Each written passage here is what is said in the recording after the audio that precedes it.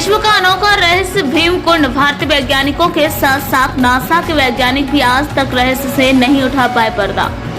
विश्व का अनोखा रहस्य बुंदेलखंड का भीमकुंड वैसे तो देखने में एक साधारण कुंड लगता है, लेकिन इसकी खासियत है कि जब भी एशियाई महाद्वीप में कोई प्राकृतिक आपदा घटने वाली होती है तो इस कुंड का जल स्तर पहले से ही खुद ब खुद बढ़ने लगता है। इस कुंड का पुराणों में नील कुंड के नाम से भी जिक्र किया गया है, जबकि लोग इसे अब भीम कुंड के नाम से जानते हैं।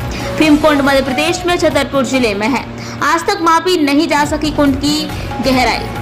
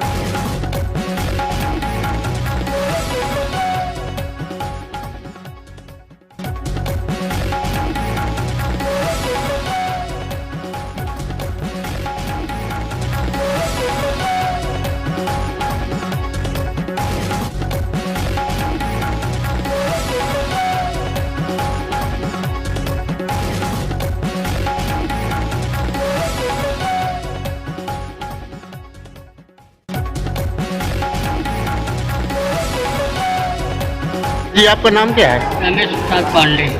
भीमकुंड का रहस्य बताइए आप।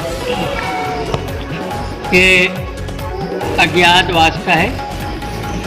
अज्ञातवास में जब पांडव लोग वनवास में थे।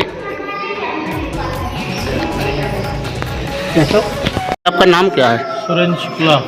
आप भीमकुंड का रहस्य बताइए क्या है? जी हाँ, भीमकुंड में खड़े हुए हैं, जो कि आप देख रहे हैं। भीमकुंड का जल एकदम नीला जल है। ये बहुत ही रहस्यमय जल है। यहाँ अज्ञातवास के समय पांडवों को जब अज्ञातवास हुआ तो द्रौपदी को प्यास लगी हुई थी। द्रौपदी ने भीम से कहा कि हमको प्यास लगी है। तब भीम जी ने अपने गदा के प्रहार से, भीम जी तो शक्तिशाली थे, 10,000 हाथियों का बल था, उन्होंने भीम ने गदा का प्रहार किया तो पाताल फूट गया। अर्जुन ने बाणों से नीचे आने के लिए रास्ता किया। नीचे आकर के उन्होंने जलपान किया और जलपान करके गुफा के रास्ते से पांडव पाल के लिए निकल जाते हैं, जो पन्ना के पास है।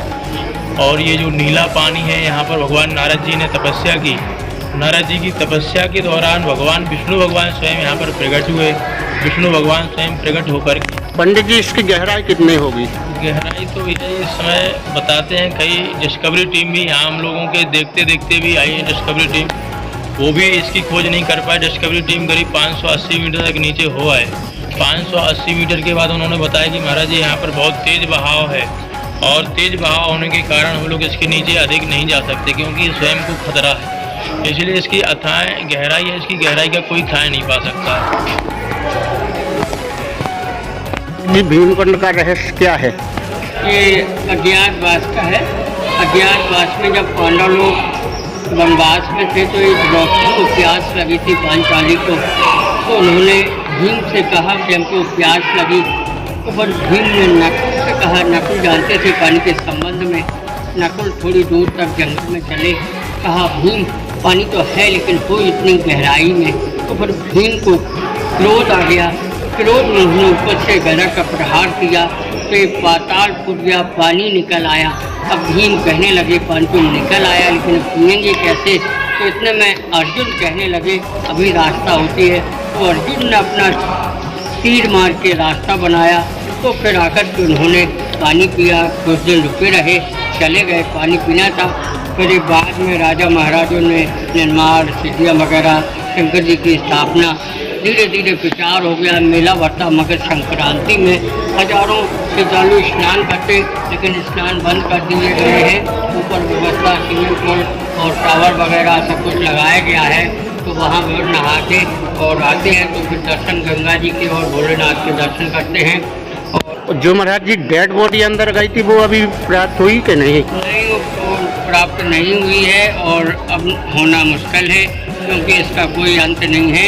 ये कई समुंदर से और कई जगह से संबंध है। महाराज जी, डेड बॉडी लगभग क्या माह हो गए? ये 6 माह हो गए हैं। 6 महीने में कोई लापता है, कोई पता नहीं चला है और ना इसका पता चलेगा कि कहाँ गई है बॉडी, कहाँ नहीं गई।